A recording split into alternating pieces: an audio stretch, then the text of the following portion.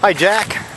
Back in May you posted a walk and talk video about what it means to be a good person.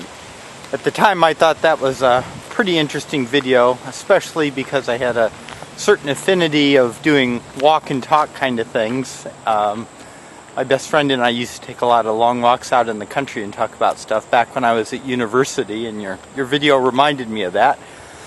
But I also had planned to actually talk through a video to the point of what a good person is. I thought, oh, this ought to be easy enough, right? I've been a philosopher since I was about 12, and I took an ethics course at the university, so I'm certainly qualified to do that, aren't I? But then well, now it's late August, and it's clear it's not quite as easy a topic to discuss as I thought it would be. When I think about the idea of what it means to be a good person, it would seem then that there must be some sort of criteria that you can hold up and evaluate a person against and say, does this person meet this criterion or not? And if they meet some sufficient number of those criteria, then therefore they must be a good person. And yet for some reason that feels kind of inadequate to me. Let's take in point, since I happen to be a Christian, I will use Christian ideology. You could certainly do this with any other of the major religions, or even other philosophical systems like humanism or even atheism. Okay, so from the Christian perspective, if I follow the Ten Commandments, if I uphold all of them, I don't kill, I don't steal, I don't covet my neighbor's wife, if I believe in Jesus Christ as my Savior, does that make me a good person? Somehow I have the feeling that it doesn't, that maybe it doesn't even have anything to do with that. What if, for example, I do all those things, in much of the Christian tradition, if you do the wrong thing, the idea is that you could, especially if you don't believe in Jesus, and you can end up in hell. So what if I did all these things merely to save myself from going to hell?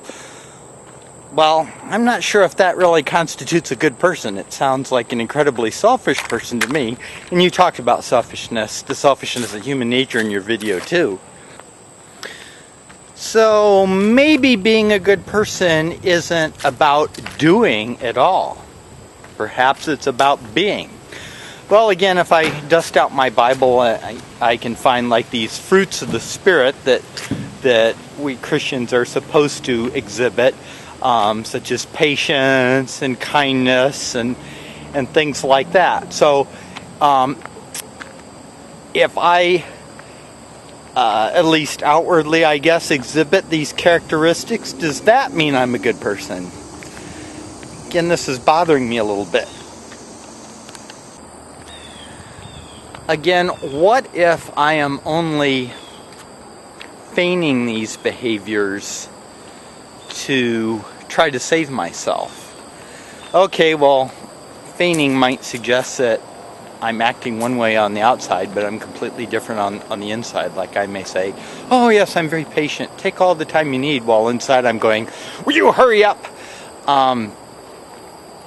What about if I have these things on the inside? What if I truly am a patient person? What if I truly am a kind person? Then am I a good person?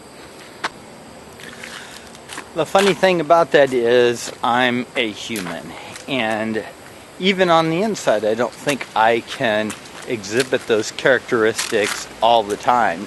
So then what are the minimum quantities? If I'm patient and kind and loving 50% of the time, am I a good person? Does it require 80%? Maybe the world's so screwed up these days that if I'm only that way 10% of the time, then I'm a good person. This is still bothering me. Well, I still want to try to answer your question, and but I'm going to kind of answer it maybe with by sidestepping the issue and going a different way. before I leave and go a different way, I'll give you probably what is maybe a standard quasi-Christian answer, and that is perhaps maybe Jesus was the only good person, and therefore the question is almost not relevant for the rest of us. But I'm not trying to turn this into some sort of preaching or proselytization. Again, I'm just talking from a Christian value system, because that's who I am. Let me instead turn now to what I think is maybe the more important question. Years ago, I stumbled upon the question of, and this is going to be somewhat limited to me, I guess, is what does it mean to be a man? There's all kinds of definitions of that out there. The one that I finally came up with was that a person becomes a man when they reach the point in life where they're more concerned about the welfare of others than the welfare of themselves. Or at least maybe equally concerned with the welfare of others. It's when you step outside the inherent selfishness and self-centeredness of childhood and start caring about others. So to me, that's the important question. Now my battery's running down, so I better end.